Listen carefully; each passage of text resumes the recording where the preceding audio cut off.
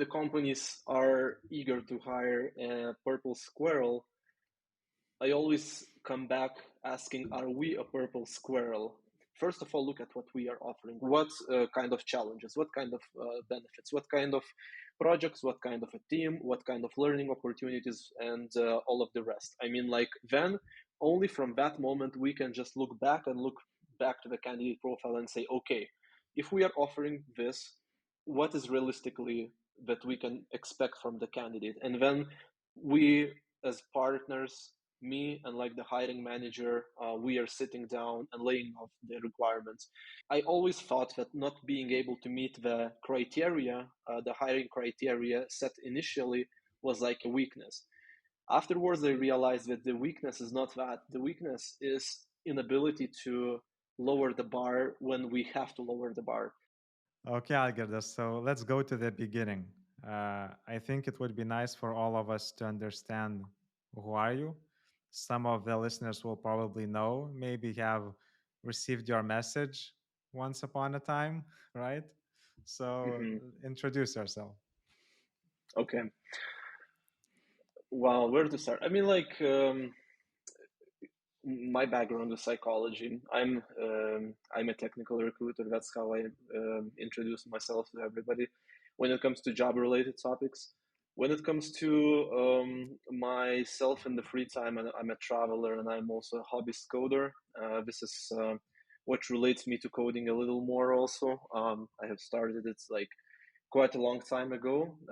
Of course, it wasn't like a full time occupation, or neither it is so like nowadays, but yeah, I mean, like, these are the activities that make up my life if I have to summarize them.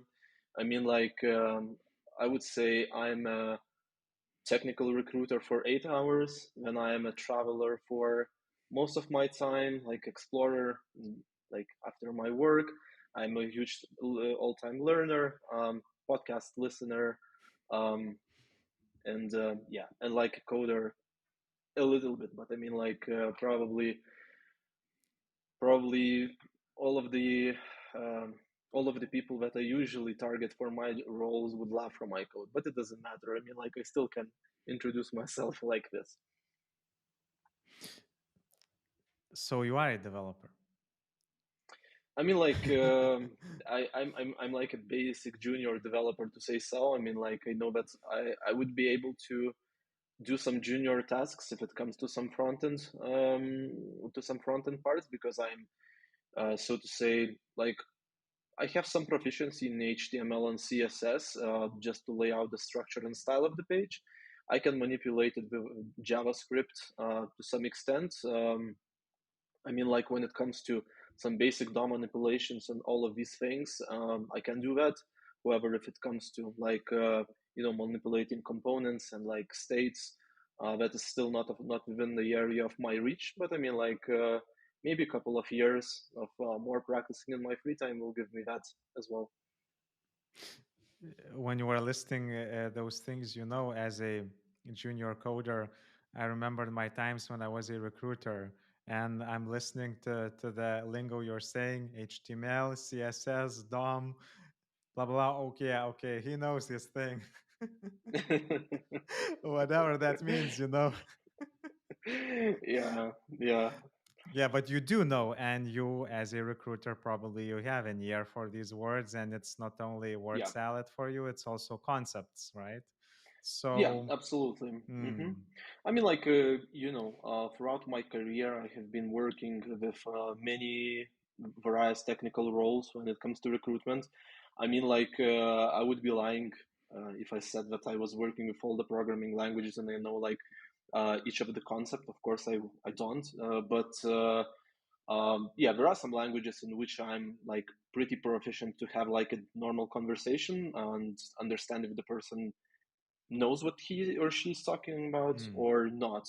Of course, like, there are some other languages that I didn't have a big chance to work. Let's say somehow, like, in my experience, I almost never worked with C sharp and .NET engineers. Not As a so recruiter, you many mean? with Python. Yeah, yeah, Mhm.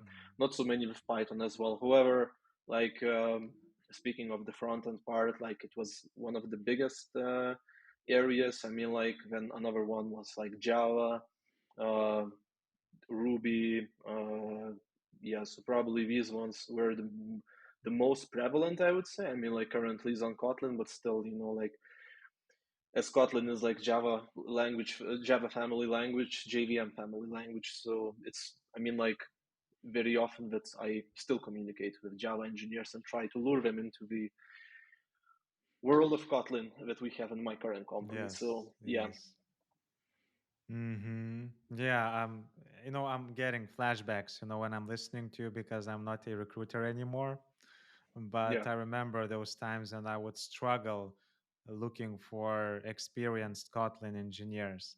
And I would struggle also persuading Java developers to switch to Kotlin because at the end of the day, it's a commitment to a new technological path. Although it's a related path, it's still a different one. And I remember hearing very conservative Java developers saying that's just a thing, that's a trend. But I hear that after like 3 years of not doing recruitment, you're still talking about Kotlin. So it means that it's still a thing, right? yeah. Maybe I mean like I'm in the more lucky days at this moment, hiring for Kotlin roles. I don't know.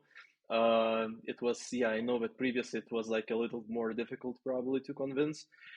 Now, as far as like I see in the market, like I would say there is a bigger trend in the last couple of years to be more open-minded when it comes to languages and like even completely shift the language which is more far away than like Java is from Kotlin or like if I can give an example, I've seen people switching from PHP to Ruby, people switching for C Sharp to Java, people switching from um, C Sharp to Kotlin as well. I mean, like, the basic pattern that I start seeing is that's like if you are a great engineer, if you understand a lot about the architecture, about design patterns, it's much easier for you to kind of like see the patterns that are prevalent in all the, let's say, object-oriented languages or like, so that it's not that hard for you to make a switch in case, like you see the motivation, you see the reason why you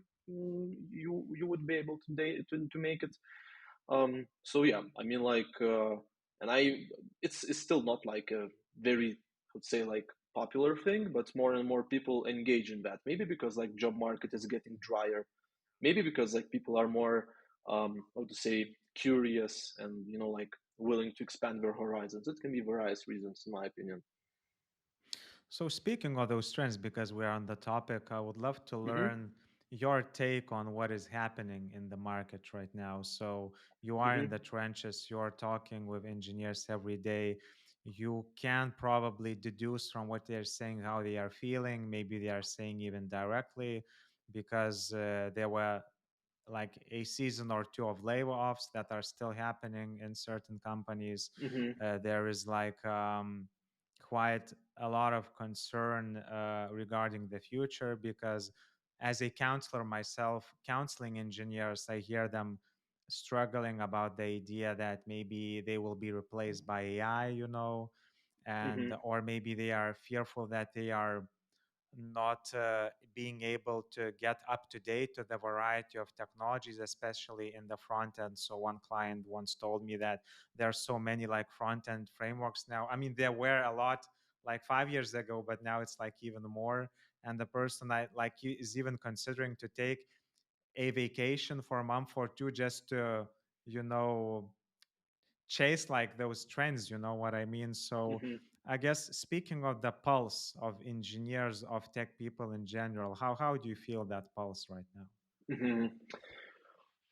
Well, let's start from the market situation. I mean, like, what I have been seeing in like the last 2 years is that companies started laying off people in a scale that probably wasn't that prevalent before. I mean, like so many qualified and really high level people are losing their jobs right now, and that makes anybody think like if that person got fired and he or she was like head above me, so what is ahead of me? Like that puts a lot of uncertainty in you, and like it's one reason why people are more willing to respond to recruiters and like consider other opportunities and be less tied to the companies, because like I've been hearing people, like I've been talking to people from various markets, various regions, and like the one thing that they're saying is that like we see our companies not valuing us so much. So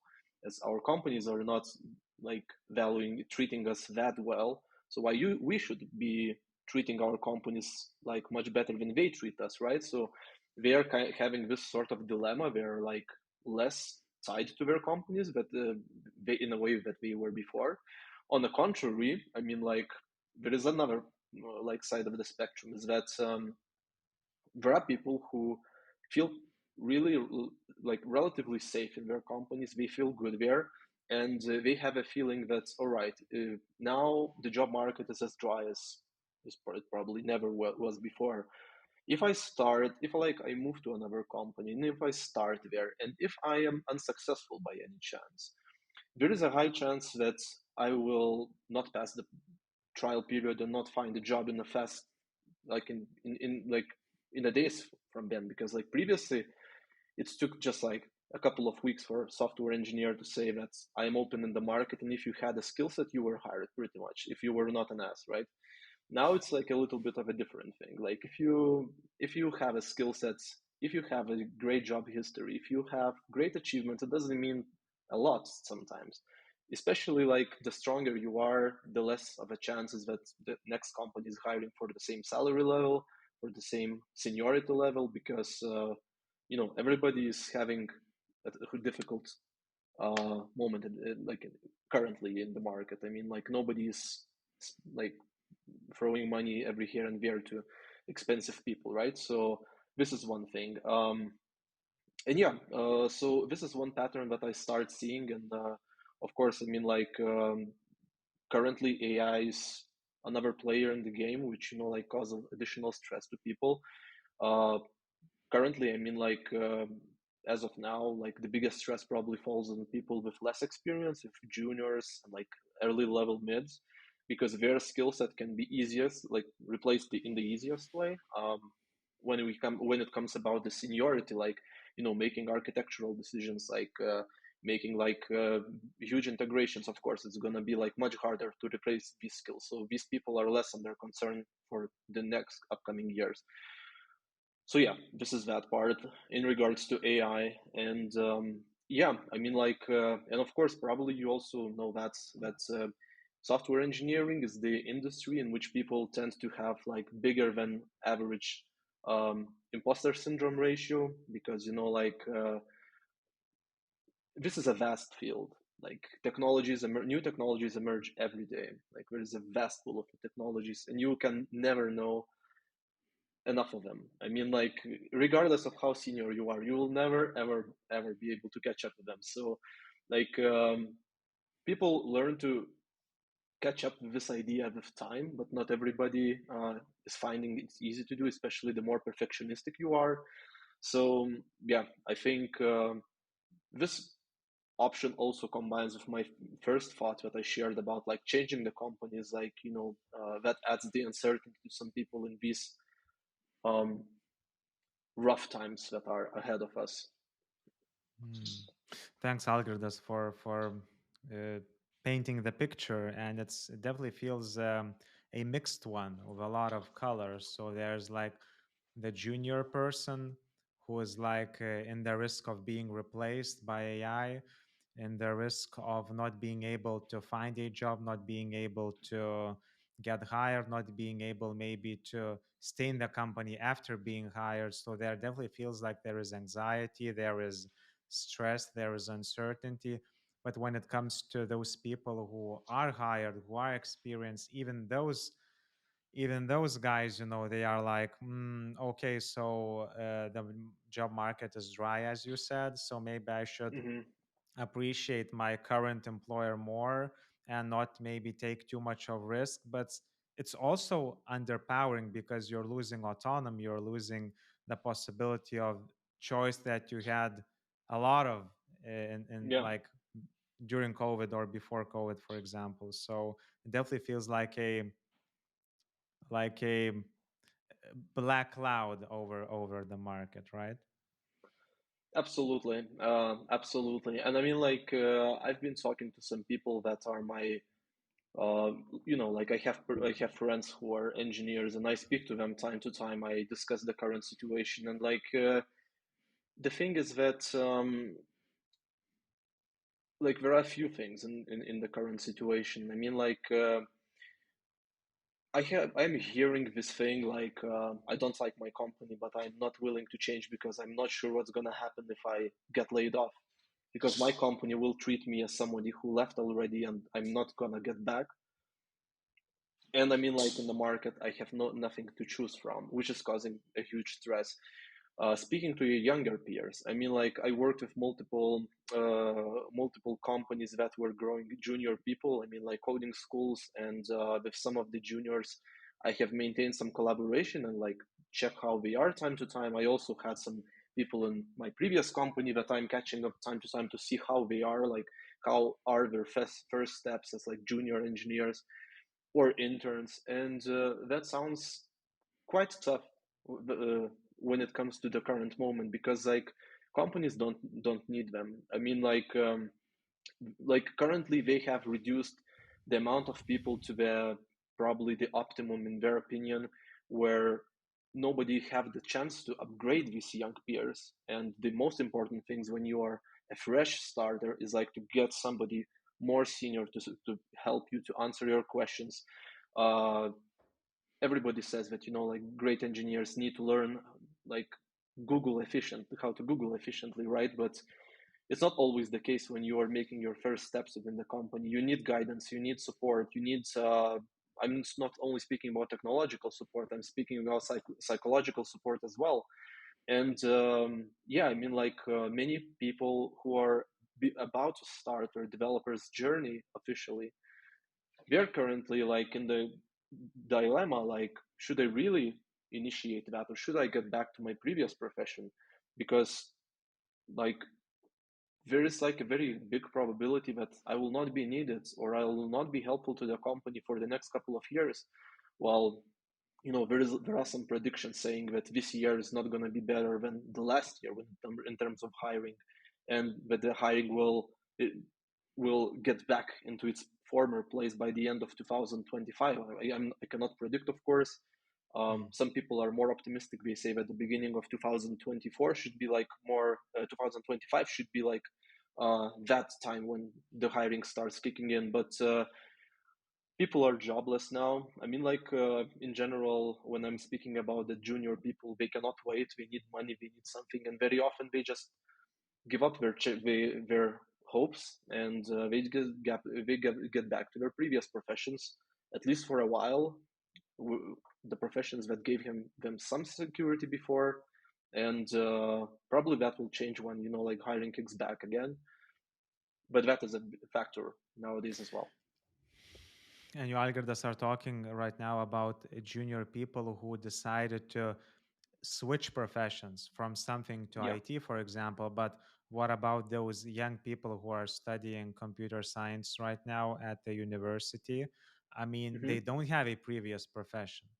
And of course, Yes. we can rationalize that, okay, they have a CS background, maybe they will be more knowledgeable or qualified, but still, it's not only about core skills, it's also about domain experience, job experience, soft skills. Hmm. So that Yeah. usually even those people who requalify, they might have even more than the young kid, in Sure the thing. undergrad school. So maybe you have any experience talking to those people who are still at the university after university. What about their Hmm. mindset right now?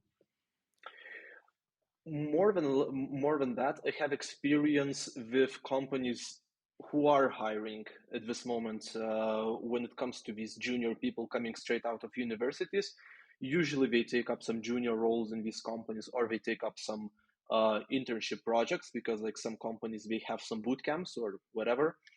And I can say one thing: if we date back to 3 years or 4 years from now, or maybe like even before COVID, if you were a student of a computer science, it was very highly likely that once you are in your second or your third year, companies start coming into university and targeting you as like a potential employee, start luring them, start selling, let's say, like very cool projects that you can be working on. And I mean, like, you had a plenty of opportunities to choose from.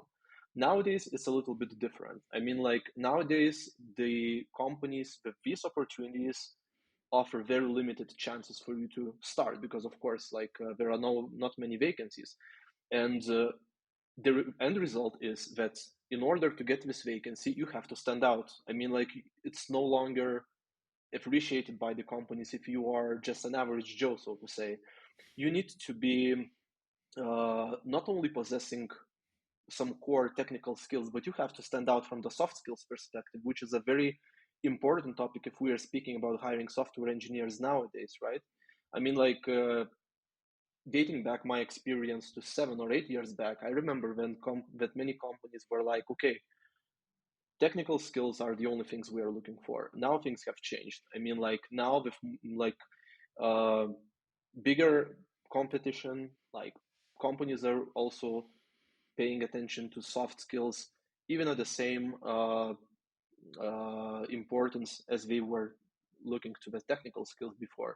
So now, I mean, like, it's kind of more difficult for you to get a first job as an engineer. But I mean, like, everything is possible if you are just like, you show you're ambitious, if you are investing time in your learning, if you are having soft skills, if people can project that, you probably would be the person who will not have problems with collaborating with your team, with the stakeholders in the later stages of the game. They are about to give you a chance, much more likely. But of course, opportunity is much more different than it was like a couple of years ago. Mm. I see, I see, I see. Yeah, I'm listening to you, Algirdas, talking, and I hear a lot of red flags for going into this industry. And I think it would be nice to have some hope and some maybe ideas what people could do right now.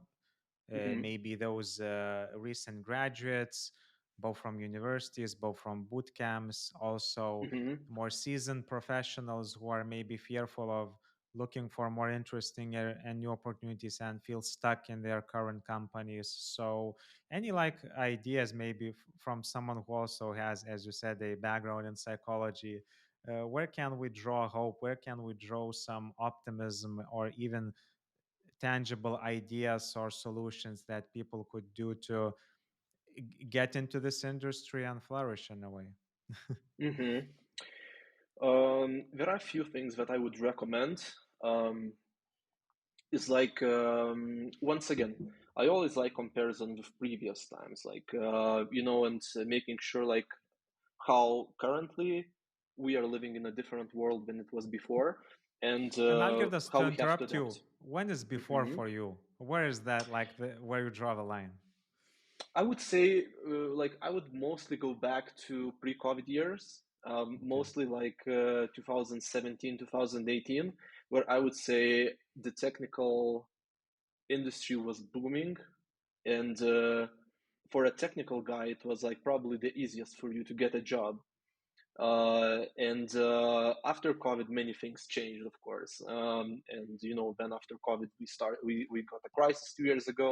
So now everything is like a completely different world. So if I have to give my pieces of advice to people who are just about to start off their career, I would say that some of the most important skills is like trying to go beyond coding. I completely understand that many people who embrace their journey in computer science, they have the biggest passion for the computer science as a whole, and other topics are usually like, maybe some people have some relations to other fields like physics, maths, economy.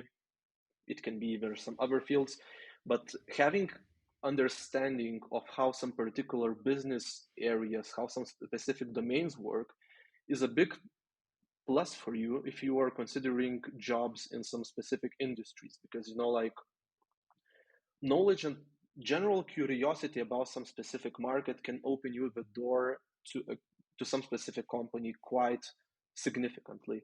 I remember that when I was a part of Booking.com, one of the areas which like unlocked the door for the young entrants was like natural curiosity about travel, uh, about geo- geopolitics, about geography issues. And I mean, like people, like I saw many engineers who were just having some sort of background in that field, converted into junior programs, and then like became engineers fast, like afterwards. So this is one example that I can share, and like we can connect the dots to many companies that we have in Lithuania. We have cybersecurity in some companies. We have fintech, like huge financial relations in other companies. We have like close dots to um, close ties to e-shops and all of these things. I mean, like being relatively curious about some specific domain always gives you an extra an extra an extra bonus point. And I always I always emphasize it, and like well enough, that soft skills is the new gold nowadays for every person coming into tech. um, Software is nothing more than collaboration as well, unless you are working in like as a freelancer on like very limited projects where you only have to just take on some special task, finish it, and then just get your money. Usually it's a long-term process where you have a lot of stakeholders. You have to collaborate with the business. You have to collaborate with your team. You have to be a great team member in general. I mean, like, so making sure that you can work on your soft area if you feel that you have some lacking skills there, it's also very important. So I would put like the technical skills, they are obvious. I mean, like you become better with them in time, but like these areas are the partial ones that, in my opinion, like gives a lot of credit to your success. Mm. Yeah. So if I try to rephrase what you're saying, what I hear is like one is about getting knowledge about the products and the market. So it's important to be curious not only about the technology but how the technology is used and what value does it create. So I think it's like super important because not that's my personal opinion, not all products are actually useful for society. There's a lot of Yes. pseudo business that just generates money, and maybe it's useful for the investors but not necessarily for the people. So I think it's good and ethically important to think about, okay, where I would like to use my skills, which is the area that I'm passionate about. So I think, for Yes. example, because I'm in the training field, in the mental health area, well-being, mental health, all those kind of questions are now like one of the key priorities among organizations, because you know despite the fact that you're cost cutting, you still have a lot of people who are suffering and are not productive, so you have to do something about them. So that's Yeah. definitely something that can be an area where you can, for example, put your skills. Artificial intelligence as well, like empowering people to develop models on their own computers, which is kind of a trend right now. I hear people talking of Hmm. democratizing artificial intelligence, not allowing it to stay in the big corp or whatever. So there are interesting venues that someone can explore and be more or less competent and show that, look, I care about this area, I care about your product, let's work together. So like one thing I hear from you. Then the other thing is, like you said, soft skills. I would say this is a hard skill because it's much more difficult to learn than coding. So for me it's a hard skill. Yeah, I cannot disagree. Yeah.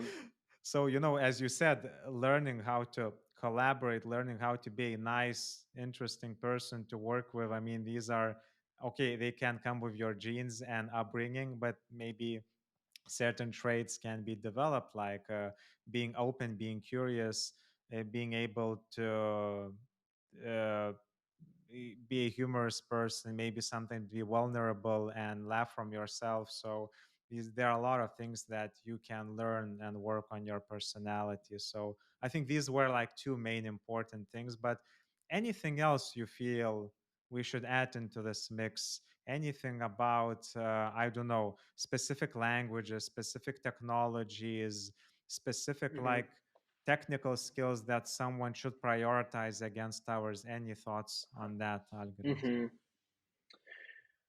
Well, more and more, I mean, like often companies start looking at technologies as tools that sometimes come only for a short period of time, because you never know how the business direction might change. And especially I'm speaking about startups and small companies where like some goal might change like very rapidly, and immediately you can see that you need like another tool, for example a programming language that can uh, bring you more security than your current one, for example, or which would bring more speed to your product, because like currently, let's say you're using more like high level language and you need more low level language, or vice versa. For example, sometimes you see that this is not as crucial as you thought before. So I would say language is important, but maybe the more important thing is just having the engineering mindset. I mean, like uh, be an engineer, not a coder. How to say? That's what companies are What looking does that mean, more into. Algirdas? Being an Yeah. engineer. So I mean, like, very simple example. If you are a coder, you are just like writing a piece of program that works and gives some expected output that you are expecting. Just like a dump example would be just like you're coding a calculator. You just knew that like somebody asked you, hey, make a calculator, develop a calculator for me, and you do a calculator and it works. That's it. If you are like an engineering mindset is somebody tells you, for example, we need um, well, let's say you work in a fintech company and you get a request from above that we are about to develop a new feature that, for example, um, makes transaction money transactions extremely rapid, for example, like happening in seconds. And then like having an engineering mindset, you can think, okay, I mean, like I need to develop this feature, but there are some things that I have to take into account. I mean, like speed, multiple transactions happening at the same time, for example, technologies that for databases, for example, that I should use for that are the most aligned with the goal itself. And like you start making up like laying off all of the puzzle and thinking of like how strategically you can you can solve this problem in a best possible way. So I would say thinking strategically over thinking long run versus thinking short term, if I can summarize it, probably that's like the biggest difference. Interesting, interesting. Let me pick your brain on another feature that I think we Mm-hmm. don't talk about when we talk about engineers. And I would like to learn I would like to learn what you think about it. Mm-hmm. So that you'd already discussed. So it's not about like blindly following the order and just writing something. I mean, the AI can do that if you're writing a prompt properly, right? So that's not the point. The Mm-hmm. point is, as you said, thinking strategically, thinking long term, thinking about the whole system, and looking basically holistically. So, like speaking in psychological terms, one thing is just to relieve anxiety, another thing is to understand all the factors that go into anxiety when we work in a counseling setting, right? So Mm-hmm. that's another thing. But what about those features, like for example, and I see a dilemma here where an engineer thinks about the impact of the product, impact Mm-hmm. of the feature that they work on. For example, if someone asks you, hey, maybe would you like to create a like button, right? And thinking, okay, what would that mean psychologically? What would happen if people then would have a chance to like certain things and don't like certain things? What would happen then such a feature would create it? Or maybe writing writing certain type of code but without thinking what will be the impact on the system when you deploy that code. Will that Mm-hmm. system be resilient enough or whatever? So maybe I guess the questions are on the ethical aspects. Should a engineer think about it, or should they just okay, this is what the business need, and I just need to, yes, think holistically, but still stay in my lane, as opposed to maybe sometimes challenging the requests. What do you think about these things? Hmm. Yeah. Well, I think ethical aspect plays in every role that you can think of, and it can relate to whatever. I mean, like you can go to recruitment, to sales, to marketing. I mean, like I think in all of these areas we can also think about like how to make sure that we can offer like an ethical solution and the company wins as well. But I mean, like if we are speaking about choosing between like that, you know, it's a really hard question because business, like in my opinion, like what is a very important thing is like if you as an engineer or whatever or whoever you are doing something that is beyond your values, like acting in a way that doesn't agree, like that you don't agree fully with, you're going to start feeling stressed, you're going to start feeling nervous, you're going to um, start, I mean, like facing some roadblocks in terms of like finishing what you have been doing successfully. And like this is something that can prevent the quality of your development going up, right? And from that perspective, I mean, like you know there are different types of people. Some people don't feel bad when we work in alcohol, tobacco, uh, bet companies, and I mean, like for them, like it doesn't really matter. I mean, like for other type of people, they would never work in these companies because we are doing harm for humanity. I mean, like in their opinion. So the main thing is the following: if you feel that you are like if the company's mission, the values are ethically not aligned with your values, it's very unlikely that you are going to change the company. Betting companies will still exist, alcohol companies will still exist, tobacco companies will still exist.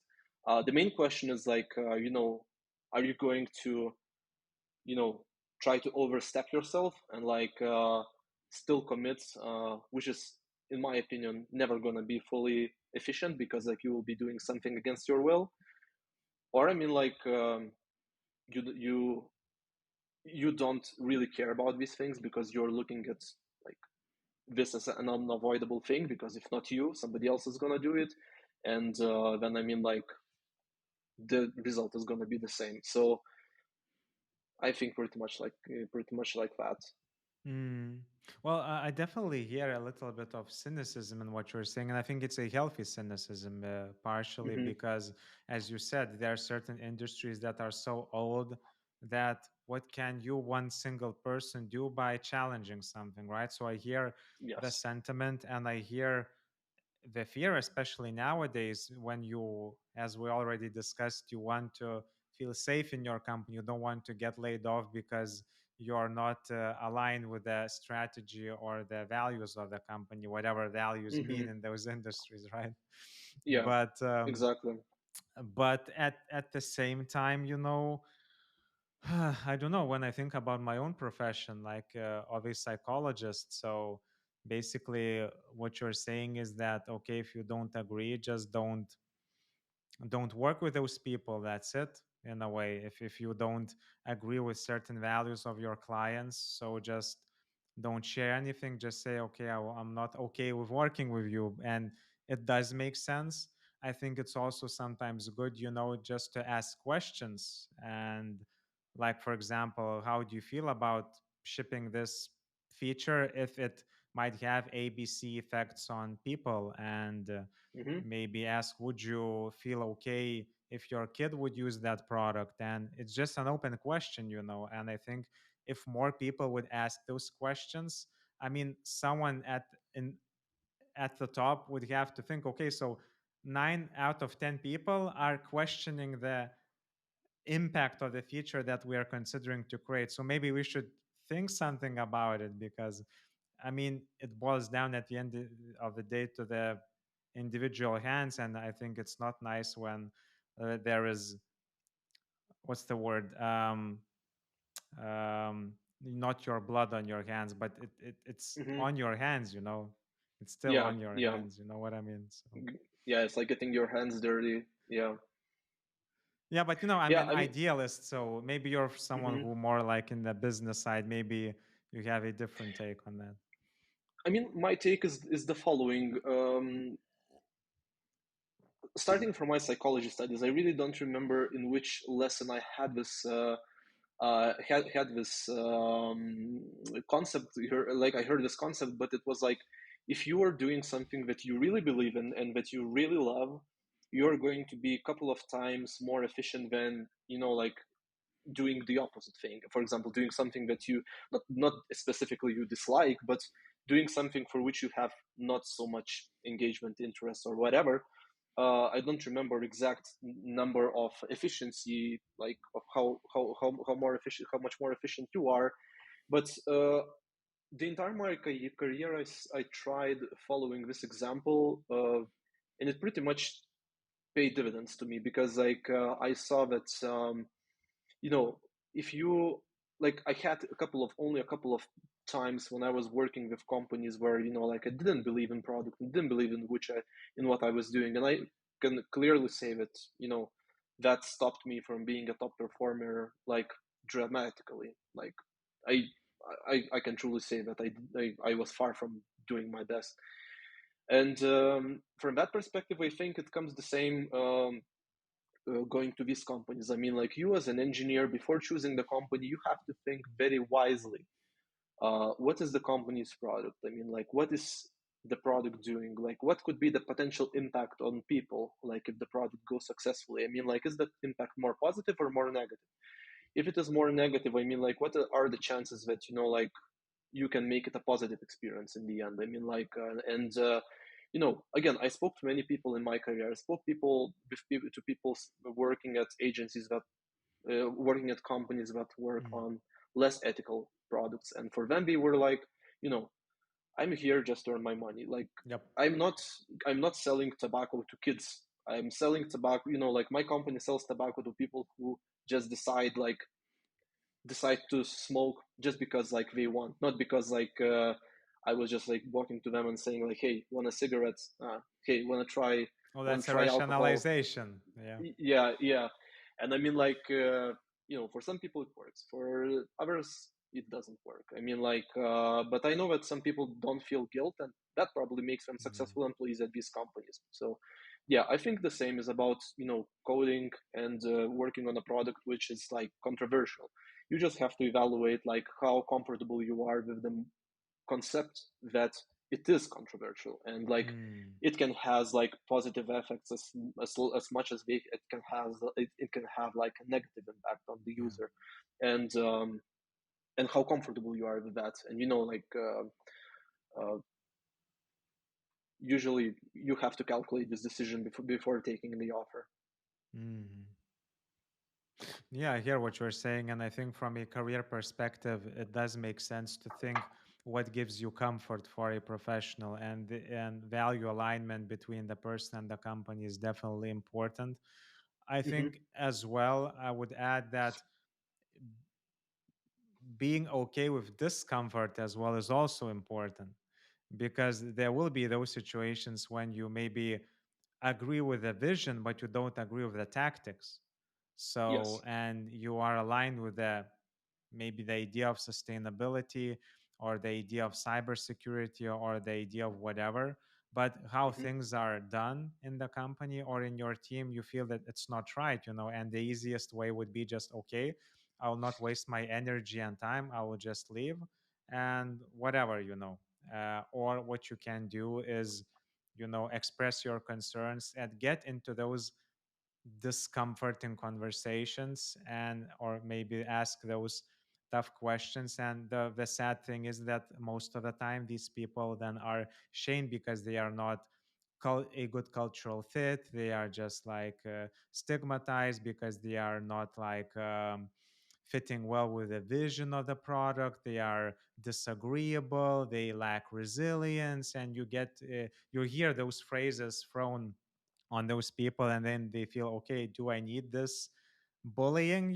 So I understand what you're saying and understand the people, but I guess it would be nice, also to maybe provide maybe some ideas or some solutions for people who maybe, okay, they care about their job, they care about the vision of the company, they struggle with the tactics of the product manager or whatever, or the board, and they want to do something, but they don't want to lose their job or get stigmatized for their inquisitive character or challenging questions. So I understand it's a tough question, but this is a podcast Hmm. where we ask tough questions and look for solutions. So any ideas, Yeah, Algirdas, from your recruiter's perspective, HR perspective, what can people sure. do essentially in those difficult circumstances? Hmm.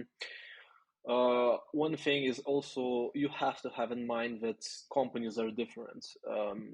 The impact that you can have in a startup, scale up, or enterprise company is completely different. I mean, like if you have some ideas how to change Philip Morris, or if you have some ideas how to change, like, I don't know, like major brand of alcohol, it's gonna be much more different from like what you can change like in some smaller company, like when you come up with ideas over there. Like there are some always some like, how to say, always some problems that people can face when they are about to change like the situation they don't want, because like there's like a phenomenon of higher, like it's called the hippo effect, like the highest paid person in the room.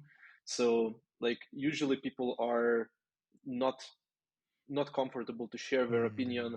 in front of people who are having more power than them, who have more influence in the company than them, who have like more tenure than them, like whatever that is. And it's really hard to overcome. I mean, like it requires strength, and very important in such cases is to look back into the company culture. What company culture emphasizes? I mean, like, because all the company cultures are different, and I mean, like, I always say that every person is an amazing fit for some specific amount of type of companies. It's not a it's, and you are always a misfit for some specific companies as well. I mean, like I can name numerous type of companies for whom I would be a horrible fit, and I know many companies for which I would be an amazing fit, and that would go with any type of people that I can be speaking with, right? Some companies don't embrace open collaboration. Some companies don't embrace transparency. Some companies don't embrace uh, like mm, lack of ideas. Some other companies hate when people like don't collaborate or don't accept the differences and stuff like that. So you always have to ask yourself, what is my company from the culture perspective? Is that possible? How likely it is that I can make a change here? And I mean, like, there is always a need to try. Nobody's going to, I mean, like, fire you just for trying. But I mean, like, you have to know your goal. Like, if your goal is like to convince people that like we have to change something in our product that might cause like this effect and damage that percentage of population, for example. So you need to start working bit by bit. I mean, like splitting this task, like huge task, into like small pieces and handling them one by one, thinking like from whom you can start. Like usually it's like your manager first, usually it's your peers first, then I mean like you can start expanding it like in the higher levels. But usually these people are the first ones with whom you can start sharing your ideas, and then I mean like it's very likely to see like if you can make an impact or not. Unfortunately, like sometimes there are companies where you can be as initiative as you want, you will get your ideas will get slaughtered in the end, like without, no matter what. So so this is the case. In my opinion, you always have to think about your values, about company values, about you know how likely it is that you can make a change, then make small efforts bit by bit, trying to walk towards the goal of like achieving this in this company, for example, like changing this functionality because this looks dodgy, or I mean like it can cause trouble, and like trying to work your way up to there. And then I mean like you will see how your path unfolds. It likely can be successful, but in other cases you can realize that the company is not the one in which you can make an impact. And this is Mhm. normal because there are a lot of companies in the world, and unfortunately not every company is keen on changing or keen on ethical things to get Yeah. realized. You worked on with various companies yourself as well as a recruiter, and there are, let's say, let's be honest, famous names in your portfolio. There is, like you mentioned, Booking.com, there is Revolut, there is Toptal, many other players as well, your current company included. Yeah, I guess the question would be, it's also in the same spirit of uh, being challenged or challenging the authorities, right? Because, for example, there are situations when someone asks you to source or look for people where you really know that it doesn't make sense for the business right now. Maybe the climate is not right. Maybe the pool is too heated. Maybe there are too many companies hiring that technology and you don't want to irritate candidates too much. Maybe there's a wise reason to wait, or, for example, people are asking of you to, for those, as we say, purple squirrels, where they have to have this, that and that, very soft skill, high soft skills, high hard skills, multiple technologies, multiple languages. For example, I remember when I was working for a consulting infrastructure DevOps company, they created Mm-hmm. a job advertisement that would kind of be targeted to all of possible scenarios. So they would include like most of the DevOps tools that their consulting company use, and then infra people would ask, "Oh, so do I have to know everything to be hired or whatever?" So it's already like misleading. So I guess you know where I'm Yeah. getting at. When you Mm-hmm. hear and feel unreasonable requests, but at the end of the day it's you who is looking for people, so your Mm-hmm. responsibility is very high. So how, any like stories, any situations where you managed those successfully, where it was not successful? You Mm-hmm. don't have to name names, but just Yeah. for the audience and me as well Mm-hmm. to Yeah. get curious. Okay. Let me start from a generic example that I always say. When the companies are eager to hire a purple squirrel, I always come back asking, are we a purple squirrel as well? Because I mean, like, if you are targeting purple squirrels, you also have to offer like something exceptional in the market, because like these players are usually satisfied by everything possible, right? And you like, and if you are an average player in the market, or if you don't, if you cannot offer something close to what they are expecting, you have to cut down the threshold. I mean, like, there's no other way than that. I learned it hard way. I wouldn't say that I didn't make mistakes. I made many of So them. I can you mean, maybe like, be more specific, maybe give some anecdotes or situations? I would love mhm. to hear the details of it, Yeah, maybe anything yeah. interesting.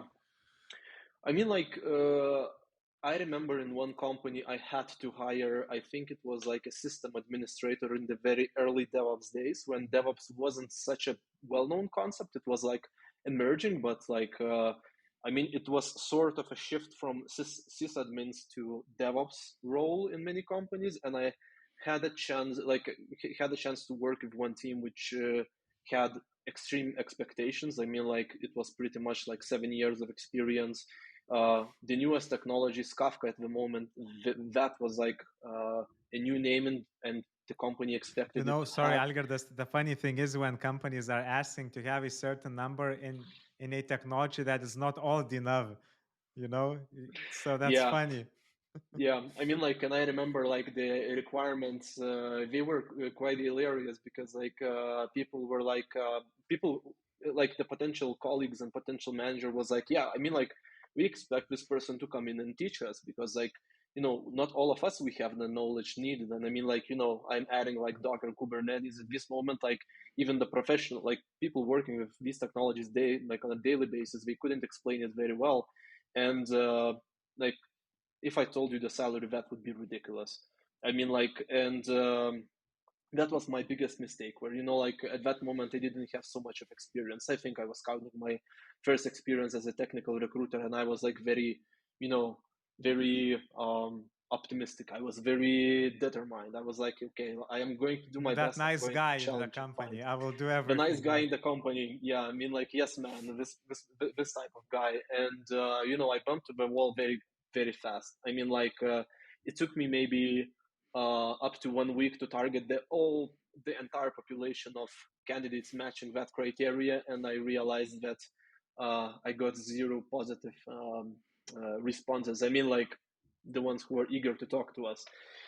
That was a hard lesson I got, and from that moment, I immediately started challenging myself away how I can avoid that in the future. And like speaking about like how I target these situations right now, I'm always telling the following. I mean, like, we need to first of all look at what we are offering, what kind of challenges, what kind of benefits, what kind of projects, what kind of a team, what kind of learning opportunities, and all of the rest. I mean, like, then only from that moment we can just look back to the candidate profile and say, okay, if we are offering this, what is realistically that we can expect from the candidate, and then we as partners, me and like the hiring manager, we are sitting down and laying off the requirements. And I would say that works in most of the cases. Of course, I mean, like one of the most important lessons that I learned is that you always have to be super communicative with the hiring managers and making sure that, like, if you cannot reach something, you come back and say, look, this is unrealistic. I spoke to this amount of people. We like if we want to target that amount, like that exact profile, on top of that we need to either increase the salary to this level, either we need to offer this kind of thing, and then I mean, like, we can get back to these people again. So like just because of that I have finished many I would say recruitment processes before successfully. I remember like in some companies, we started off with very unrealistic expectations. Like some companies were entering Lithuanian market, and then we were like, okay, let's sit and let's do a proper research. And I mean, like, and let's pick the first candidate so that we can just adjust our requirements on the go and make it a new standard. So I think this is a very important thing. Like the number one lesson I learned throughout my career is like be a partner.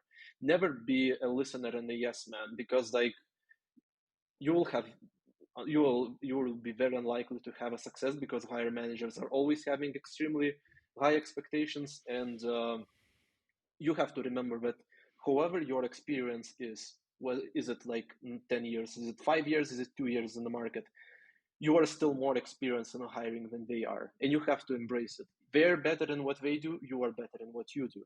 And I know it's sometimes hard, especially when you are young, and sometimes almost twice as younger than the people in front of you. Uh, you have to embrace the calmness and like the professionalism that you gained in these years that like you are in the market, and you have to remember that yeah, they might teach me in everything else, but I am the master in my topic right here and right now. So uh, it's hard in the first days. I mean, like you will always struggle, but this is the long journey. Uh, so yeah. Hmm. Yeah, when you were talking about your ability to stand up to yourself and to your professionalism, I really started thinking about all those recruiters who are just basically provided the job description that they cannot even update or change. They're just, this is it, this is the requirements. So one, there's no room for discussion. People are just not Mm-hmm. willing to listen to you because they think that they know the best what is needed for the for the product or the company. And if you do provide certain arguments, maybe you provide data, you provide, let's say, how many candidates you tried to attract and how much decided to talk to you. I mean, you give stats, they might say, Yeah. oh, so you're a bad recruiter. You're not good at sales. You're not being able to be persuasive. Then they cherry pick examples from their team where it worked for them. So why it's not working for you? Maybe it's an old example, but they don't accept that because they don't think that the market changed that much.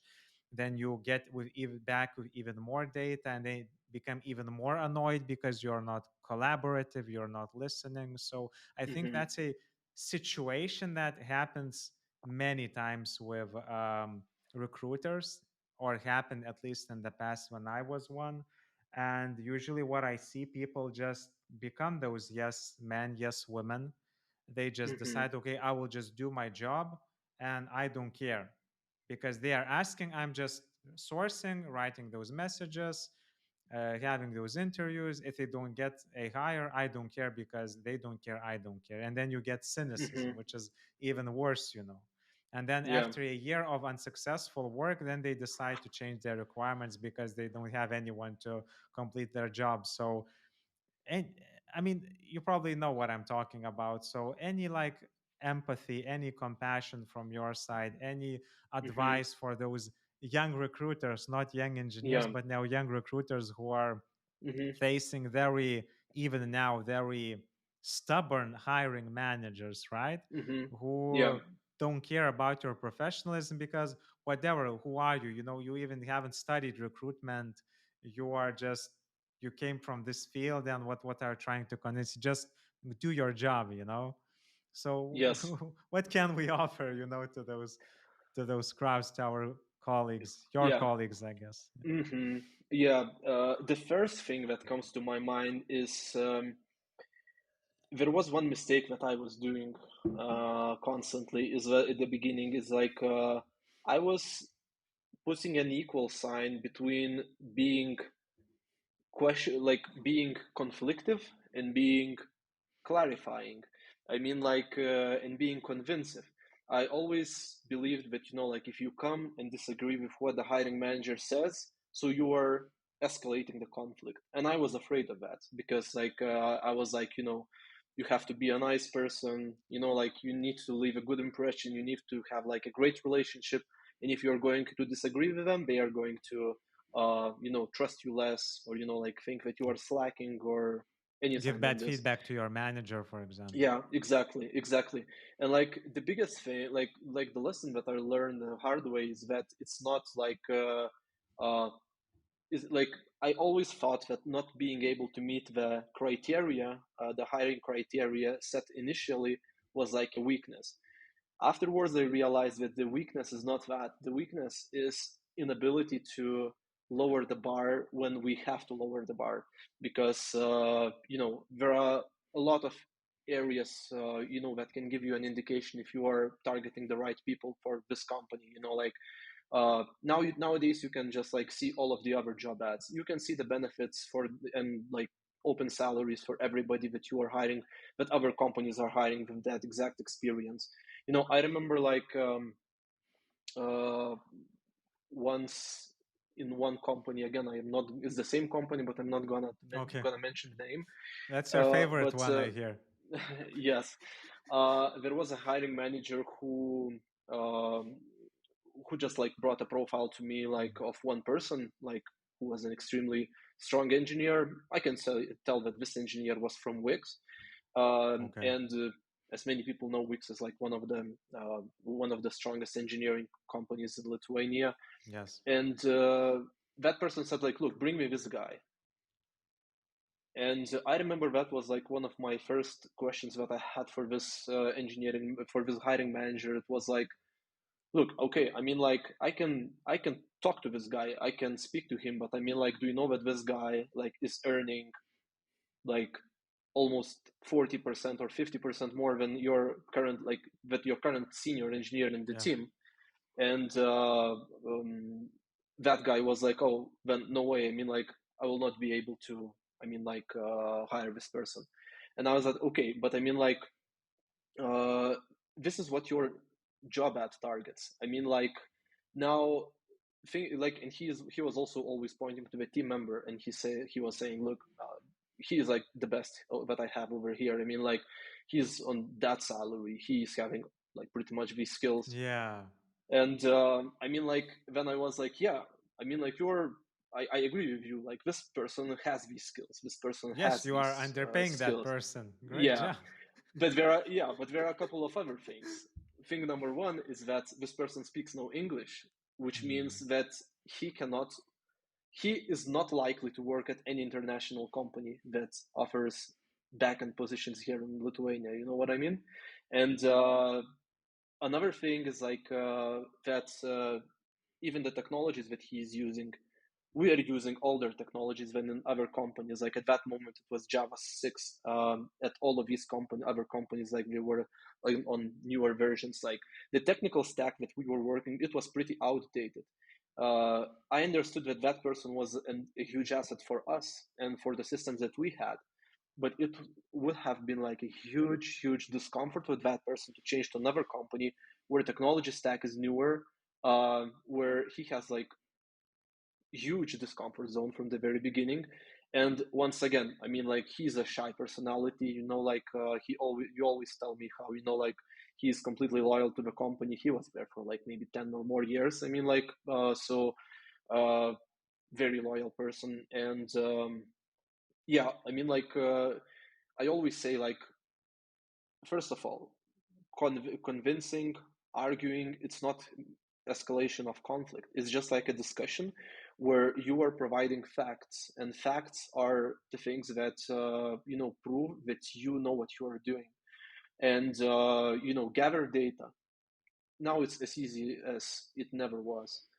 uh, Look at your current people, look at your previous people. I mean, like, speaking about, like, you know, even sometimes companies are very afraid to hire a more expensive person for the team, saying like, oh, you know, like, if this person comes with 30% higher salary, I mean, like, you know, he's gonna be like way above our team.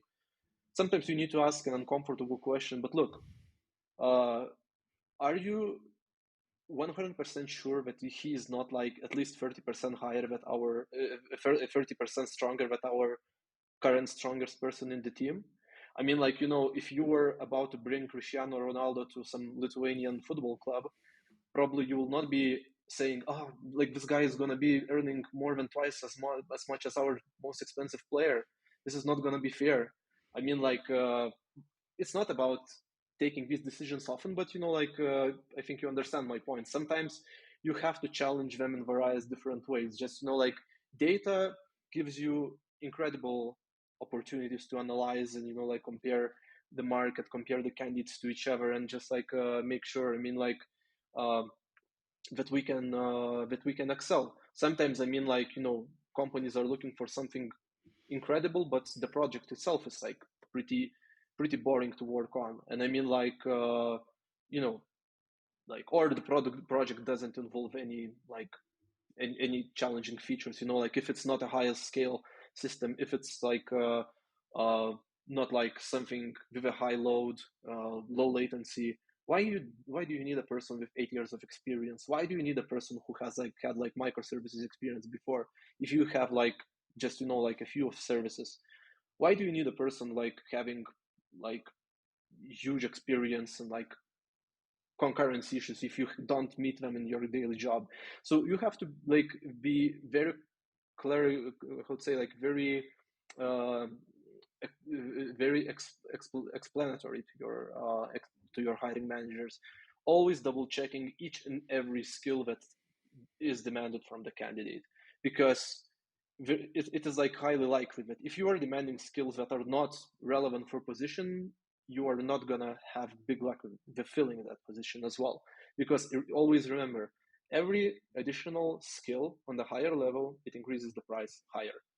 It cannot be otherwise, the other way. Mm-hmm. What I'm hearing from you, Algirdas, I guess the key word is maintaining curiosity. Hmm. And it sounds that sometimes HR people, recruiters, they are not curious enough. So, one, they are not curious enough to understand the reasons why the job ad was written the way it was written.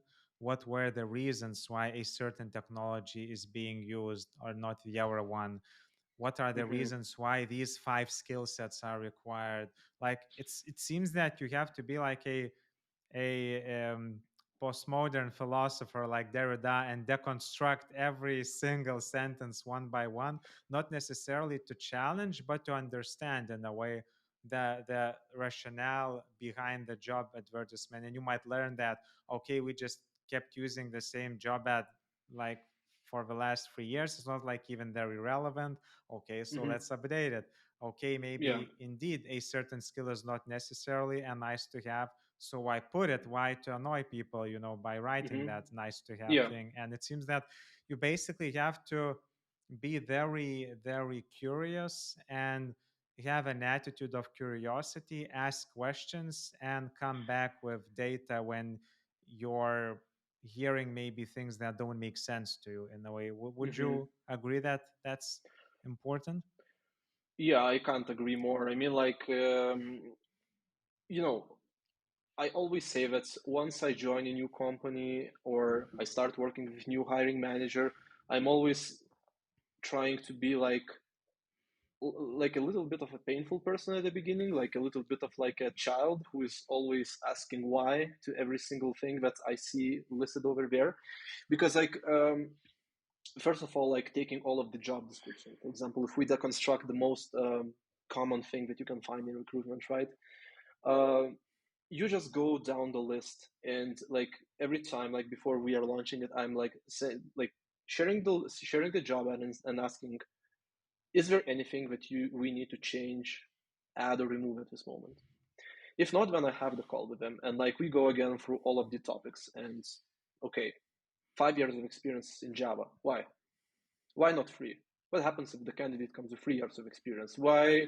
What are the things that he or she will not be able to do that the 5 years of experience having guy is being Yes. able to do, right? Then I mean like go through other skills. Okay, microservices experience. What sort of? I mean like what is gonna happen if the candidate didn't have this experience? I mean like if the candidate is really experienced, but like that only happened that he or she only worked with monolith services all of his career. Like, but they have a notion. It's like a big no as well, or like I mean like, or we still can proceed. Then I mean like, let's go through all of the other things like data structures and algorithms, for example. Okay, how often we use them? How often this candidate is gonna deal with complex algorithms on the daily basis? And sometimes, and like not sometimes, I mean like even very often, we realize that half of the job ad was irrelevant and we need to update it like to make sure that the position is completely met is completely renewed because like the old things might make no sense at all. I mean like and this is the thing that I always say, that you have to have this curiosity and challenging behavior. It doesn't mean, like, once again, I'm gonna repeat that because I was making the same mistake. It's not escalating a conflict.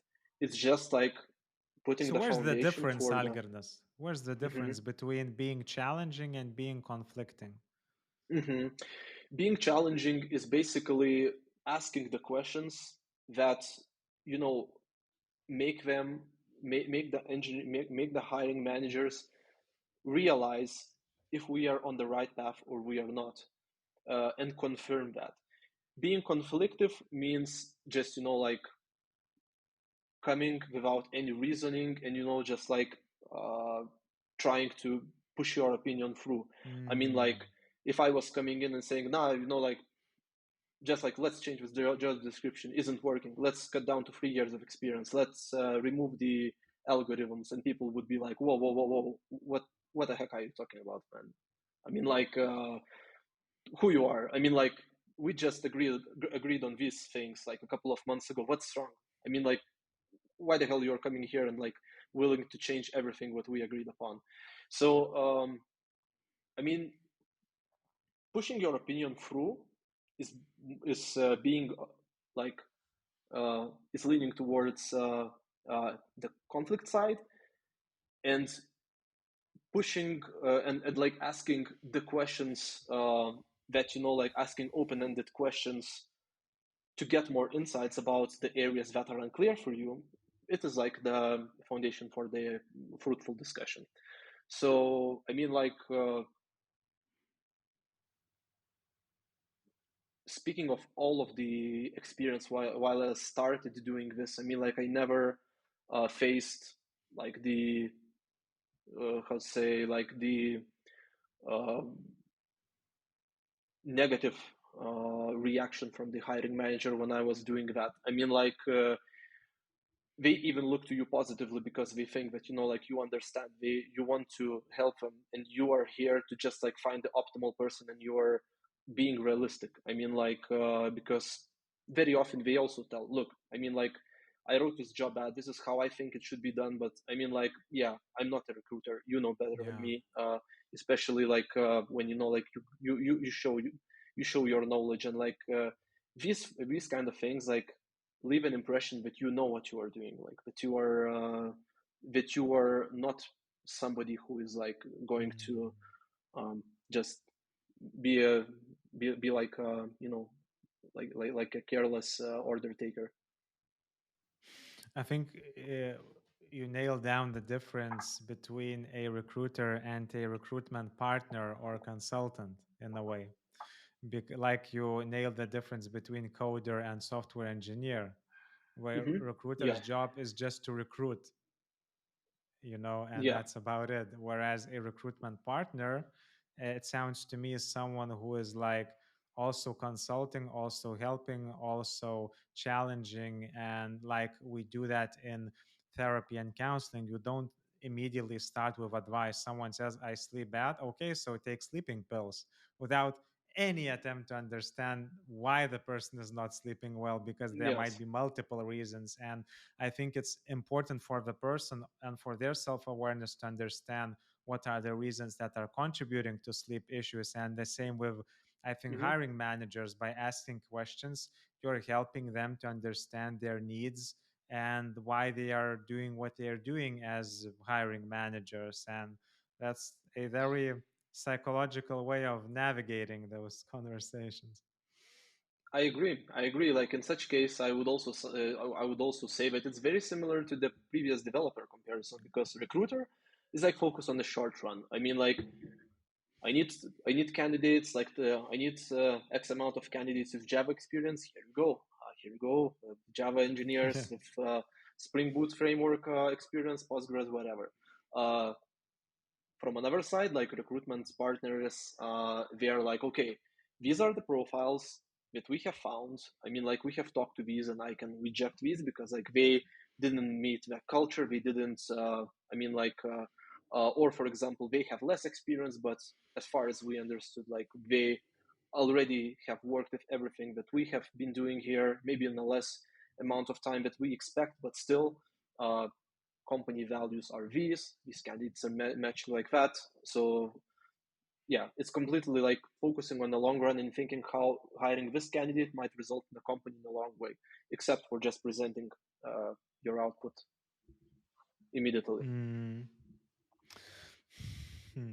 And I keep thinking, Algirdas, and I will be the challenging one now, if you All allow right. me, All right, because be I, my I guest. try to I try to empathize with those recruiters or people who are hired to be partners, but they are struggling to be partners, who have Mm-hmm. like whatever 10, 15 positions on their back. Maybe it's a little bit different nowadays, but still, uh, Mm-hmm. yeah, you have to source a lot of candidates. You have to interview a lot of candidates.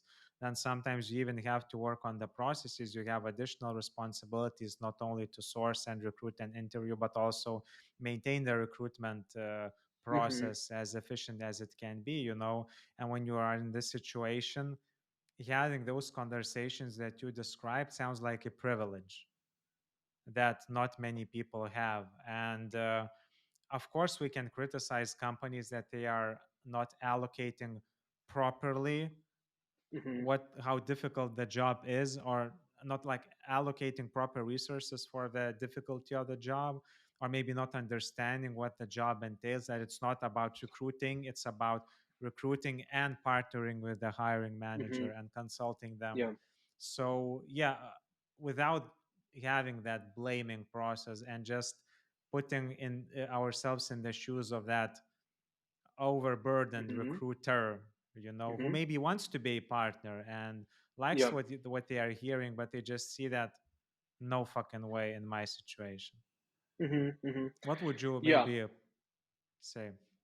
Okay. First things first, time management is one of the most important skills that a recruiter can have. Like it's a period, right? Another thing, I would also ask a question. Okay, I can like if I like it's not a question, rather it's a statement. But if I have this intake calls for exact clarification to make sure that I can filter out suitable from unsuitable in like 80% more efficient way. So yes, it's very likely that I will spend 45 minutes or so in discussion with a hiring manager. And if I have currently, let's say, 8 open roles, maybe I have to multiply that from 8. But like the end result, I'm gonna lose like, I don't know, let's say 5 hours per week, just like making sure that I optimize the resources fully. But when it comes to recruitment afterwards, I'll be targeting the exactly right profiles, making sure I have no, I have like full assurance that these candidates are the ones that we are looking for, that I am exactly targeting the right person. Because like how many times us recruiters have faced the situation before that, we were speaking to people, we were like selecting the profiles, and when the final moment came and we were about to present them to the hiring manager, they were like, "Oh no, this is not what I'm looking for." And we were like, "What?" But I mean, like, we just discussed before, like that, the expectations were like this. Nah, this is not what I'm looking for. And that usually indicates that the hiring manager is not clear what they are looking for. Because like the successful start of every recruitment process is hiring manager understanding who they want. Because if hiring managers don't understand who they want, which is very often the case, recruitment is doomed to be long or a failure. This is a fact. I mean, like, and this is our mission, to come in and help them understand what we mean. Because sometimes uh, in the first conversation, we are able to cut down the year experience from 7 to 3, because it's not that big of a challenge that they are going to deal with. There is no need to use some specific technologies and bring them, because they can learn them on the go. I don't know, like some technologies sometimes require only 2 weeks to master, and that changes a lot. That changes a lot, and we sometimes open the pool to like hundreds of more candidates, and close the pool to candidates that we don't need and we wouldn't hire because they would be either more expensive, either not interested after the long run, and so on. So I would say it's again like sacrificing some time to winning more time in the future. I mean, like, come on, like all the recruitment or all the hiring managers in recruitment, they're going to say, I'm gonna need this role tomorrow, or I needed it yesterday. But from experience, we know that a couple of days not change doesn't, like, we don't change anything. So yeah, we just need to make sure that we do homework properly Mm. before start acting. So in a way, you're kind of saying that if you do your homework properly, you have those challenging conversations, you will need less time to close down those positions. I think so, because like when I speak to recruiters who are like miserably dealing with some role for a while, or like when I remember myself failing miserably, like I only recall the cases where the role is unclear, when something is not clear about the role, whether that is experience, whether that is like the uh, role itself, like the responsibilities that the person has to take, because like then we are targeting some like wrong experience from that like wrong responsibilities from that perspective. So like, you know, you just can't be, it's very unlikely that you will be successful in something that you don't understand. So, you know, it's the same in coding, you know, like you will not finish the solution properly if you don't understand what you are working on. So first of all, you need to gather the requirements. You need to split the big task into big pieces that you will start, you know, start from, like in a puzzle, bit by bit. I think your words are worth of gold when you said you cannot be successful in anything that you don't understand. It sounds very simple, but unfortunately, I think, and I will be a little bit hilarious and preposterous in my statement. I think Mm-hmm. many or even most of the recruiters don't understand what they are working on. And maybe you're an exception, but even if you attempted to understand, you will not understand it properly because there is a Mm-hmm. complexities of the product, there is the complexities of the technologies, there is the complex nuance dynamics of the team, a lot of information that you need to be both technically and psychologically savvy to understand. You also need time and experience of maybe spending time with those people to understand, as you said. So there's like Mm-hmm. multiple types of understanding, both social aspects, psychological aspects, technical aspects, and then also the depth of understanding. So how much you have to understand to actually be successful. And I guess uh, I will agree with you that the more you understand, the better. But then it comes the question of balance. So you cannot be like an IT professional because if you are, then you shouldn't be doing recruitment, right? Because Yeah. there are much more high paid work for you to do if you are one. You know what I mean? So Mm-hmm. Yeah. yeah, I'm struggling. When I'm hearing Mm-hmm. this, I agree, but I'm also Mm-hmm. struggling because basically, what the Mm-hmm. implications? So you Yeah. need to start learning technical stuff. Basically, Mm-hmm. that's the solution. I mean,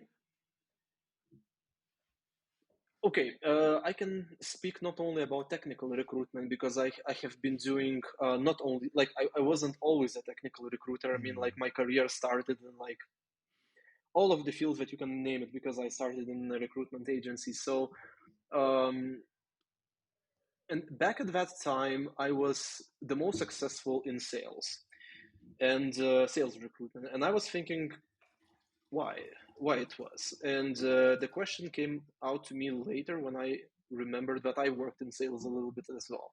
Mm. Even though I was pretty bad as a salesman, but I mean, like, I knew how it works. Like, I knew like what is the difference between good and bad salesman, right? I know how to, I mean, like, how the daily work usually looks Algirdas, like. if you're not good at sales, start teaching sales, right? Exactly, But exactly. I'm kidding. Yeah. Yeah. So yeah, I mean, like, and then I mean, afterwards, when I started working with more roles and like when I started going deeper into technical recruitment, first of all, like, I don't know, I still remember my first experience of technical recruitment when I was given a technical role. It was an engineer role. Probably it was like back in 2014, something like that.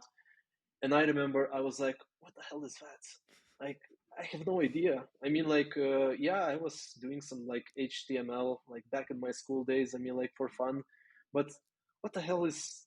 I mean, like, these technologies that are related to Java. I mean, like, I have no clue. Like, what do a job look like on a daily basis? I mean, like, I Yeah. have no idea. And I remember like I was a horrible recruiter back then as a technical recruiter because I didn't know what I was doing. I was just like shooting the random words that I see in the job ad, like, so that I can source according to them. But I had absolutely no understanding what they are about. So luckily for me, I mean, like, probably my curiosity kicked in, and I was like, okay, I mean, I need to start understanding a little bit. I know that I will not become a coder because like it would be like too hard right now, right? But I need to understand what these technologies are, and you know, like, then you start googling one bit by bit, asking Google questions like how do engineers, like software engineers, work.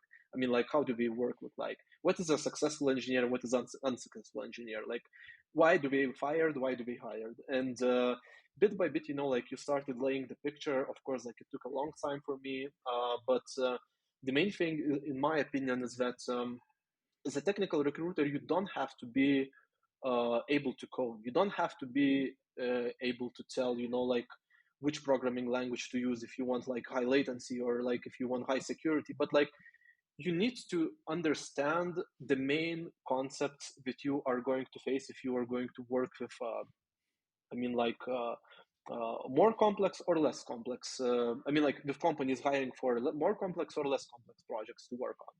And then, I mean, like you start hearing all of these phrases repeating all over again, like low latency, high availability, data structures, algorithms. Then, I mean, like databases, like caching, whatever you want, you can mention. So yeah, and I mean like this doesn't take as much time as needed. I mean like it looks complicated as at first, because, like especially when you have no relevant tech background, but like with curiosity and all of the internet like wide open to you, I mean like there are no limits. So in my opinion, if I made it, everybody can make it. Like I don't consider myself to be like more superior in some like learning abilities than any other folks out there. Well, and there is a difference, Algirdas, because you do understand what it's like to write code, and you have tried that, and you do that as a hobby. So I think it's definitely a difference. And it's like, when I'm thinking about psychology. So, I mean, if you haven't experience what it's like, for example, to counsel someone who's a psychotic episode, who are delusional and experiencing hallucinations, and you don't like what it feels like and what it's like to provide counseling, you can read Mm-hmm. most books on that. You will not understand.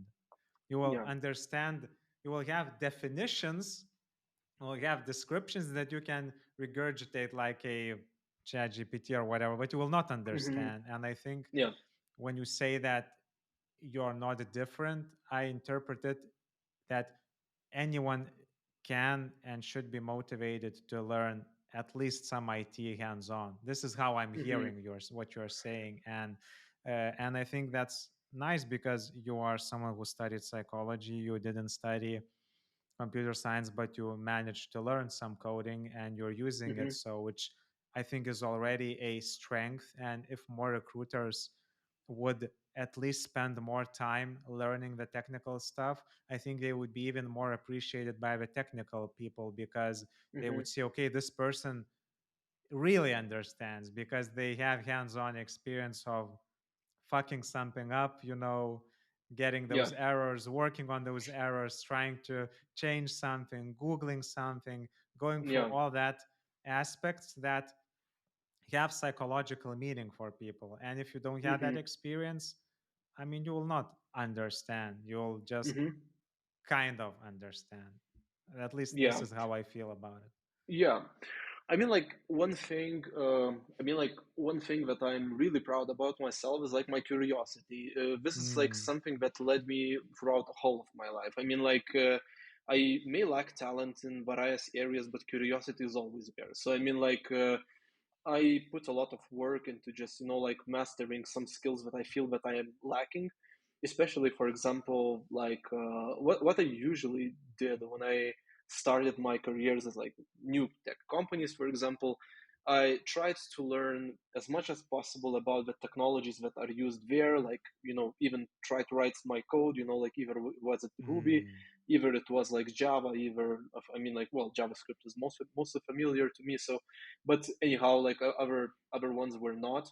And I think like it's very important not I mean like to be naturally curious about things, because like mm, I have seen some people who are fakely I mean like curious about IT, and like um, I'm speaking about recruiters, and it didn't take long to realize that like what are these people talking, it's like just like just like a facade behind which they are hiding. And I mean, like that can look very sexy, so to say, from the very beginning, but then like you'll realize afterwards when like people cannot deliver, face real hurdles, and like that usually are also very hardly solvable. So yeah, that is probably like that thing. So just because of it, I mean, like, I think, yeah, as a technical recruiter, if you are naturally interested in technical things and you are dedicating your effort to learn as much as possible, even though it's like small steps every day, like just like reading a little bit or like trying a little bit day by day, like, it will combine into something big in a couple of years. So I can speak that from experience. Like I had almost zero knowledge before, and like only like the first steps that you take like start taking you to that part. Okay, so Algirdas, when I'm listening to you and when you say that it's important to maintain curiosity and read something once in a while, um, there is a book that I would recommend to anyone who is a recruiter or interested in programming, which is called Effective Programming, written by Jeff Atwood, who is the Mm-hmm. founder of Stack Overflow. And the interesting Mm-hmm. thing about it, it's that although it's a little bit old, like around 10 years old, but the climate and the culture, how he describes programming and what it's like to be a programmer, even psychologically, is very well described by him. And I think it's important also to understand that, as you said in the beginning, IT is not only about IT. It's about everything that surrounds IT, team Yeah. dynamics, people, psychology. And there's a lot of interesting topics that you can learn. And because IT people are different and IT is not the only thing that you're interested in, so you can find many other ways how you can build bridges. And maybe it's not about having read the latest book on clean code, but maybe it's about agile or whatever, and it still will work for you for that Mm-hmm. understanding, as you said. Sure. Sure. Sure. Okay. Thanks for Okay. the So recommendation. I mean, like, definitely will have an eye on that. okay. So speaking of you, Algirdas, because what you're describing definitely sounds inspiring. It sounds like you are in your shoes, but I wonder how, because I know a lot of recruiters who just get burned out after a while. They get Mm-hmm. burned out after sourcing, after talking to people, after developing job descriptions, after Mm-hmm. getting rejections or seeing their candidates rejected by hiring managers. It definitely puts a toll on you afterwards. Mm-hmm. And still, you said that you are recruiting like since 2014 at least. So it's like 10 years already, right? Mm-hmm. So that's Yeah. a lot of time. And you're still hands-on. You're still partnering, you're still sourcing, you're still recruiting, you're still interviewing. I mean, how you're not getting crazy, how you're not my client. Yeah, I mean, like, first of all, I mean, if I had to say that I enjoy everything in recruitment, of course, I would be lying. There are parts that I like and the parts that I dislike. However, I always try to make sure that somehow I get better in the parts that I dislike, so that I spend less time doing them and more times doing the things that I So what like, you right? dislike about? I dislike writing messages, and because I don't have Okay. like very huge creativity part, like that's in my opinion. I think I can do it efficiently, but it requires me much more time than, in my opinion, for average person to do it. I'm very good in sourcing. I think I'm pretty good in interviewing, and I like the overall process of like moving candidates from the first stage towards the final to the offer. Like leading them through the journey and everything. These parts I really enjoy. I mean, like HR-ish parts that I sometimes have to encounter. Not my favorite either, but it's not like the biggest part of my What do you mean by role. that? Just I mean, like everything related to people satisfaction in the company, everything related to like processes of like organizing like and fixing the processes, like not my thing. I mean, like I have done it, I know how to do it. Do I enjoy it? Not so much. So that's usually this thing, and I mean, like because of that reason, I look very cautiously to the opportunity to go towards the leadership role I had a chance to Mm. do in my previous company. Like just before leaving, I was on the managerial track. Like a couple of people were selected where we were about to getting upskilled. I would say maybe not at this moment. Maybe someday in the Okay, future. Algirdas, but that's I hear what you're saying, that there are things that you like about your job, there are things that Mm, you don't like about your job, but still it's tough, as we discussed. You know, it's a mhm. especially when you dislike something more than you like, for example. And I hear that Yeah. you probably like more than you don't like about your job. Otherwise, you wouldn't Hmm. do it because you Yeah. would get crazy. But Hmm. still, you know, I think it gets tough through years. It gets a little bit boring and gets a little bit repetitive, maybe not for you. But what do you do yourself to live like a healthy lifestyle in terms of you as a recruiter? Because you know there are Hmm. many recruiters right now as well who are also, I think, struggling because you know when the IT market suffers, IT recruiters suffer as well because Hmm. they are Yeah. not needed, basically. Hmm. So anything from your side, what helps you maintain curiosity, what helps you maintain Hmm. motivation, what helps you maintain hope for this area of expertise, Yeah. anything you would like to share? Yeah. I mean, like I can share what. Uh, yeah. I mean, like definitely, I would say my lifestyle. My lifestyle is something that always boosts me up with optimism and like I mean like pumps me up with energy for like the for whatever I could do, right? I mean like previously I was working and my goal was to like to hustle, to like to thrive. Okay, so we had a little bit technical issues. Algirdas headphones died off, and they are probably saying that we are talking too much. So that's fine. So you will hear a little bit of a difference in the audio quality, but still, I can hear Algirdas properly. So you, Algirdas, were talking about your lifestyle and how does it help you basically stay healthy and curious as opposed to in the past when you were hustling. So would you like to continue the line of thought? Absolutely. The main thing is that hustling, thriving, and striving to be the best, like it has its ups and it has its downs. I mean, like it helps you to build a career relatively fast. However, it hits you back on the psychological health. And of course, another thing that gets hit pretty heavily is like your personal life, hobbies, everything what you had before. I mean, like uh, at some point I felt that it's not so needed for me. I mean, like because I was just working, and my main goal was like to get experience, and that was it. Afterwards, where all of that experience was in place, I started feeling that like my life is start like my life started going out of rails. And at that moment I realized, okay, that's enough. I mean, like I have enough of experience, have enough of the knowledge how to distribute my work in 8 hours day and enjoy my side activities during the next 8 hours when I don't sleep, right? So I embraced traveling, which was like my old like my life activity, right? I was always a big traveler, so now I mean, like I'm continuing that. Like I'm going to new countries every few months, and yeah, I'm living there for a while, like, and living and working from there. I started doing that 3 years ago.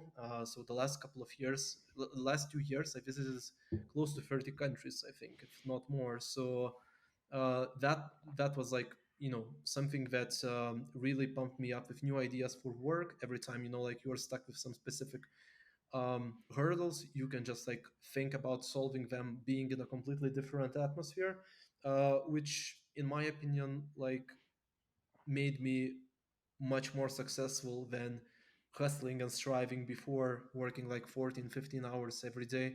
So yeah, that would be pretty much it.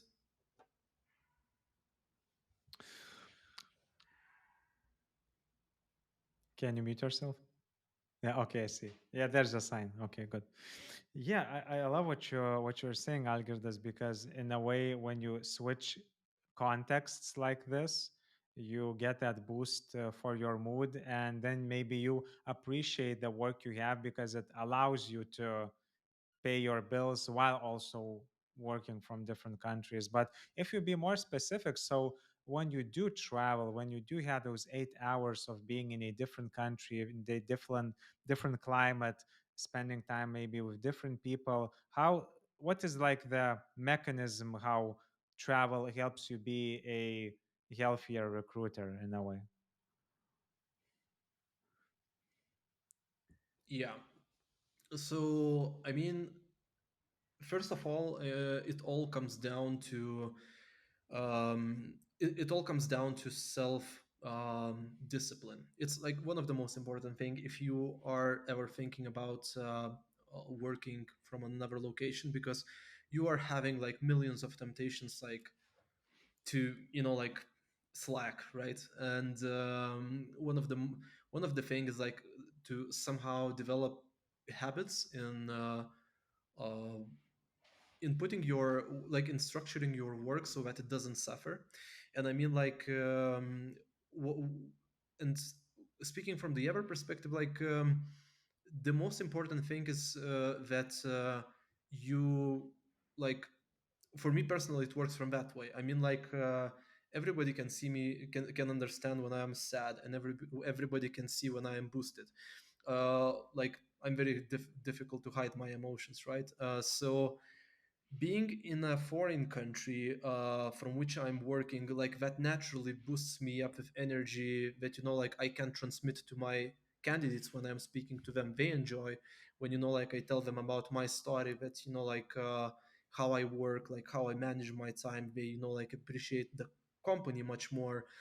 So I think like it's the most important thing is like I always say like uh discipline yourself, be yourself, and I mean like try to like transfer your positive emotions to another person, like if you have them. Like for me it works. I cannot even think of something else that I can see. I don't have like any special recipe. For me it just works like by naturally pumping me up with energy, because that's I mean like the biggest motivator for me.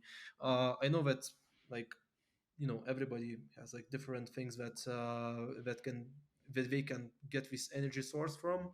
Traveling is definitely one for me. So yeah, I mean like not sure even what if I can add something up until this point. Traveling, I guess it's not about traveling, probably it's about what you're doing when you are in a different country. What are the activities that you are getting that energy that you exude when you talk to clients, candidates, to your hiring manager? So what are usually the activities that you would like that you usually do when you're in a different country? I'm curious. Yeah, I mean like it really depends. For example, in my case currently I live in South America, so like my time zone is currently is 8 hours back from Lithuania, or 7 from Denmark. So one thing is that when I'm like in some specific countries, like people like to see like my views, what I can share with them. I mean like I like sharing up some pictures and telling like look what I did during the time when you were sleeping, or like look what I did last day, for example. Look on what hike or somewhere did I go.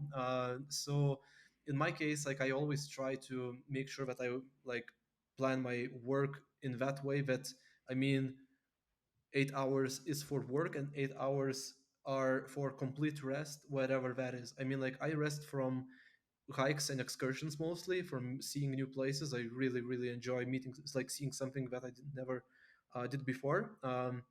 And just because of that, like I really prefer, like for me it's a little easier. Like I can wake up super early, like maybe sometimes even at 5, or and then like finish work at 2 and or 1, and then like go on some specific excursion, and like go into like late evening, like early evening, and I mean like then you go to sleep, and then like you wake up and like do something again, or like going to the beach just like after you finish your work, for example, in some tropical Caribbean island, you just like finish your work. Sometimes you just take a quick nap and like go straight to the beach at like 2 p.m., uh, lay behind the palm trees, or like, do some extra activities. So that's really cool. I mean, like, uh, in my case, it wasn't really easy from the very beginning. I have to admit, it was very hard, um, just to find the motivation and like not to, like annoy yourself with all the possibilities that are waiting for you outside. But with time, I mean, like that becomes pretty usual for you. So you just like learn like how to optimize your time, like when to when to do these activities and when not. I think that's what you're describing is even more sustainable than vacation, because when you're on vacation, you are like doing something all the time or not doing something all the time. It depends on the rest, the type of rest you appreciate. Whereas when you are working certain amount of time, you always have this urge to reward yourself after, and it allows you to appreciate those afternoons maybe more than you would maybe spend the whole day in that country. So I totally hear the psychological mechanism of this type of traveling and working. And I also understand the difficulties because, changing time zones, changing places, dealing with Airbnb people, or whatever. So there can be also, I'm sure, difficulties as well. Yeah, absolutely. But on the other hand, I mean, like, it's like how to say. In the very beginning, you have to learn how to do it, because like it always like, when I speak to people who have never done like proper workation, many of them, they are like, I mean, like, this is a dream life. I mean, like that, like you should be like blessed doing all of these things. I mean, like, uh, yeah, you are sort of true, but I mean, like, before that, you really need to learn about yourself a lot, because like it's not for everybody, and you need to you need to pay a lot of effort to actually like change yourself, like change your mindset a little bit, because it will be definitely a different lifestyle. So yeah, Hmm. but how much do it bring for you? Like, it's unbelievable. Like, comparing all of these last couple of years to all of my previous years in career, I would say that, this is just like the continuous golden age, because of all of these availabilities. And I'm really Yeah. really lucky to um, have this chance, because I know that not every company is able to offer Mm. these Yeah, opportunities, that's and true. like not. Yeah. Mhm. Yeah, unfortunately, remote first is not the trend anymore. The office first is the trend. Last two questions, Algirdas, and I see that you're already losing your voice, so I'll not tire you anymore. You mentioned that you are into podcasts, and you also, if I'm aware correctly, you work in a company working in that industry. So, what would be your like top five or at least three recommendations for people who are, I don't know, maybe working in tech, but also are interested in developing themselves? What are like, or I mean, these can be even general ones. What would be your like key recommendations? First of all, the Diary of CEO is like one of my go-tos at this moment. I mean, like, I really love like the diversity of topics that you can find over there. Uh, then, speaking about the other ones, I have some geopolitical ones that I follow. There are some Lithuanian ones that I follow pretty much like every episode. Uh, so not sure like, if I like, these are just people that I sponsor, and listen to them on Contribui. So I'm not sure like if that counts or not, but that's usually what I'm taking. And I don't have much more. I cannot name five. I'm usually pretty limited. I'm just having too much of the material still to listen in these areas. So yeah, five would be too much. Okay, and the final question would be, and the final one would be, because that's the question I usually ask in the end, is what are like the main things that you're taking from this conversation? Because we talked about yourself, we talked about recruitment trends, we talked about recruitment strategies, both lessons and good practices. What are like for you the main takeaway from this reflection you had today? In my opinion, every person has a story, and very often people like, and we especially recruiters are aiming to look at everybody in terms of like job experience and in terms of like what achievements they had in the previous career, but we very often look through the other very important areas, uh, like this hidden skills, hidden hobbies, hidden psychological traits that the person has. And I mean, like, in my opinion, podcasts like these, they really help to look at the people not only from the professional perspective, but only from like the personal perspective. Like what I always try to advocate in my career is like, when we are hiring, we should also pay some special attention to the personality of every um, person to whom we are talking, because like it's usually much more important than the background that we bring on the paper, right? So, in my opinion, it's very important to understand that even though it's very easy to judge the person, like by the technical skills, whether someone is a recruiter, whether someone is like an engineer, but very often forgive the other features that the person may have and like may be interesting for. So I would say everybody is a personality in some specific way. Everybody has a special meaning in the world, a special company where they should be working. Just the only thing is like we have to find that perfect spot. You find this perfect spot in uh, organizing, like in being a psychologist and like organizing podcasts. Like I am finding my spots in like recruitment, some bits of technical parts and like traveling. Some other people have like other meanings. So yeah, looking beyond the person is like what I would say is very important. So that's probably what every potential speaker would be able to bring into that.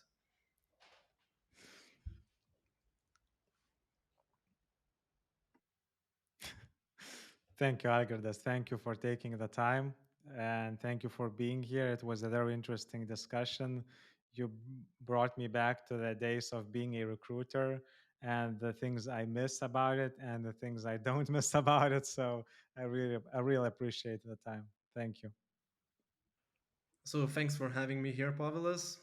Really was a pleasure to share my insights. Um, yeah, so I mean, like, keep up doing the great job. I will be following from now on. What will your other podcasts be gonna be? So yeah, all the best of luck with the next ones. I'm definitely gonna keep an eye.